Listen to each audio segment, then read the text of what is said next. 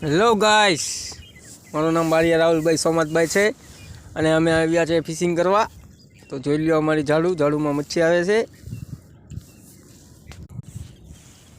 Hello guys, મારું નામ બારિયા રાહુલ અને મારા નવો વ્લોગ જોવા માટે તમે ચેનલને સબસ્ક્રાઈબ કરો અને લાઈક કરો અને કોમેન્ટમાં કહી દેજો કે કઈ મચ્છી પકડવી. અને હું અત્યારે છું મીઠામણીના બંધારામાં. તો જોઈ લો અમારી બોટ અને મારા ધર્મપત્ની, મારા વાઈફ, અમે બંને મચ્છી પકડવા આવ્યા છીએ. તો જોઈ લો અમારા પાસે મચ્છી પણ આવેલી છે.